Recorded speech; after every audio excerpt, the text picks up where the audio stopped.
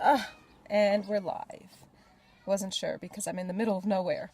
I wasn't sure if I'd have reception. I had this funny familiar feeling this morning and I thought, wow, I know I'm not the only one, and I gotta share. I gotta share this story with you all.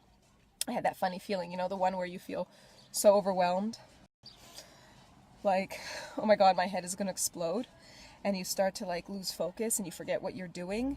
And this part of you just wants to go and lie down because you can't, it's almost intolerable, the overwhelm. And there's just so much going on and so many things in your head, you think you might just explode. So this morning I had that feeling.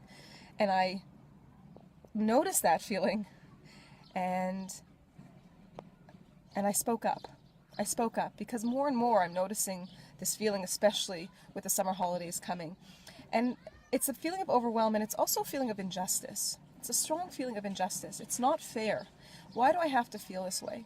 This isn't your regular adult, I'm stressed out because there's a lot going on.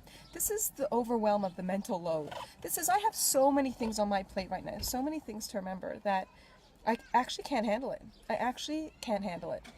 So let me ask you a question, okay? When seasons change and you have, and your kids need the different clothes for the new season, whose responsibility is it to change it out, to go through the drawers and make sure the kids have the clothes that they need? My back seat has like two garbage bags of clothes to go to the secondhand store in our community because I'm the one who goes through it. Whose responsibility is it to decide what your kids are going to eat for dinner? Not who's going to make it, but who's going to decide? Who's going to make sure that, who decides and then who makes sure the food is actually in the house? That's me. If there is a birthday party, who is told about the invitation? Who do your kids go to? Me. These are the little things. These are the little things that I'm responsible for. Bekef. Okay? Someone's got to do it. But these are the little things that I'm responsible for. And that's a lot. It's a lot of things. It's a lot. It's a lot. And it's taken for granted. It's taken for granted. And not just by my partner, but by me. By us as women, as mothers. We take it for granted. And so there's a big sense of injustice about how come you don't acknowledge me and how come you don't see me and you don't value me and you don't help and you don't do more. Wait a minute.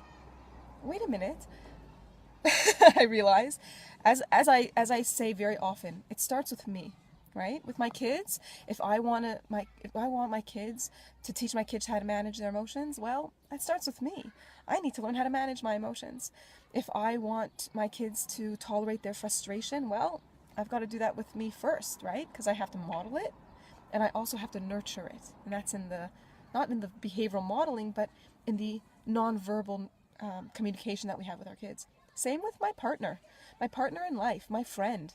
I like my husband. I'm very lucky. I'm blessed. I like him. He's a good guy. He means so well. He doesn't know any better because, like most men, he was raised in a society that takes these things for granted. And I can't blame him because I take myself for granted.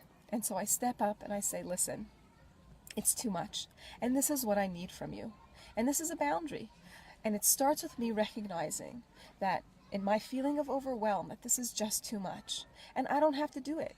And look at my thoughts. The accompanying thoughts with that feeling of overwhelm is there's something wrong with me. I'm not good enough. I'm not doing a good enough job. That's not true. That does not reflect reality. There's no way I can do all of this. There's no way. I'm only one person. I also run a private practice. I have Baruch Hashem, I have many amazing clients. I am full. I am full. Someone wants to change a time, I can't do it. I am full because I have a private practice, and when I'm not at work, I'm with my kids. I have the main responsibility of childcare. That is a fact, and that is a fact that I've understood and communicate to my husband so that he can understand it too. And I'm learning more and more that to recognize this feeling of overwhelm, to acknowledge the thoughts that accompany it, question their truth, whether or not they reflect reality, right? Now, this in itself is a challenge because we're cut off to these feelings. We've told ourselves that these feelings are bad. We've also, society has reflected back to us that as women, aggression, anger is not okay. And so we pack it away. So this sense of injustice brings out aggression and anger in me. That's okay. That's all right. And then I think about, why am I so aggressive? And I have all these hateful, angry thoughts, and I think about it. And then I question them, and I think, and I pay attention to thinking, what am I feeling about myself, that I'm not good enough? And I think about that, and I question it. And often it's not true. Often these are just automatic, unhelpful thoughts. And then I ask myself, well, what do I need? Because guess what? I need to be looked after as well. And that's what I said to my husband. Who's looking after me? Now, don't get me wrong. My husband, he goes to work. He works, he runs a business, and, props to him. He runs a business, and he supports the family financially. He brings in the majority of the income. And without him, we would be in dire straits. So I have a great appreciation for that. But I can see his contribution. I can see it in the bank account. I can see it. It's tangible. My contribution isn't as tangible. It is not as recognizable. So I need to acknowledge it myself and praise myself with gold stars all around for all that I do. And I pass that on to you.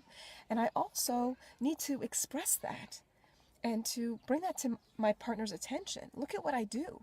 And ask for what I need, which is acknowledgement, gratitude. That's important to me. That's what I need. I don't necessarily, I get it. The agreement that we have is, if you're, there's a bottom line is, stuff needs to get done, and we need to divide it up.